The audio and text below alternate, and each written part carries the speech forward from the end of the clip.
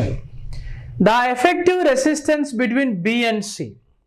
ఈ బికి మరియు సికి మధ్య ప్రభావిత నిరోధము ఎంత అని అడుగుతున్నాడు.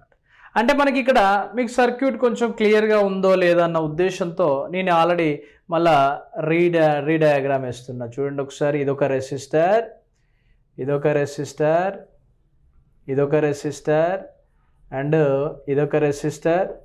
ఇలా ఒక రెసిస్టర్ ఉంది, 10 ఓములు 10 ఓములు 10 ఓములు 10 ఓములు 10 ఓములు. అంటే అన్ని నిరోధాలు ఏంటండి 10 ఓములు 10 ఓములుగా ఉన్నాయి.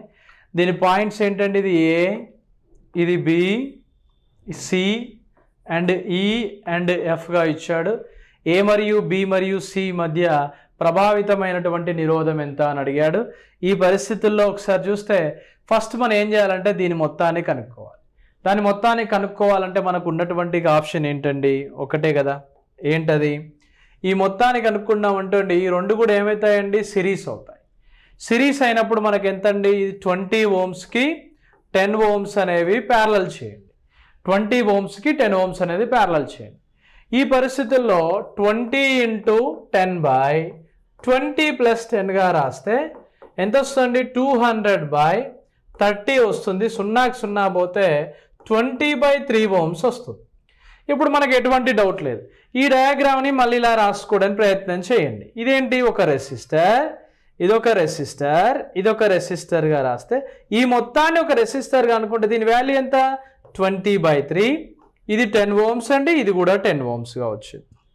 ఇప్పుడు మనం ఏం చేయాలి, దీన్ని మొత్తం సిరీస్ చేయాలి.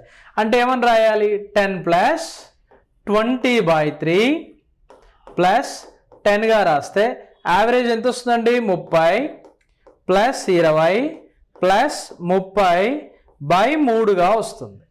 అంటే ఎంతండి, ఇది 30 30 60 60 + 20 ఎంతండి, 80. అంటే ఆన్సర్ ఎంతండి, 80/3 ఓములు వస్తుంది. ఇది ఆన్సర్, ఇది 80/3 ఓములు. ఇటువంటి ఎన్నో క్వశ్చన్స్ని లెసన్ వైజ్గా ఇన్స్పైర్ ఇండియా అకాడమీ మీకోసం సిద్ధం చేసి ఉంది.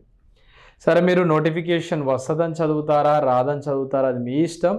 నోటిఫికేషన్లలో ఫస్ట్ వచ్చే నోటిఫికేషన్ ఎలక్ట్రిసిటీ డిపార్ట్మెంట్దే కాబట్టి చదవడానికి ప్రయత్నం చేయండి.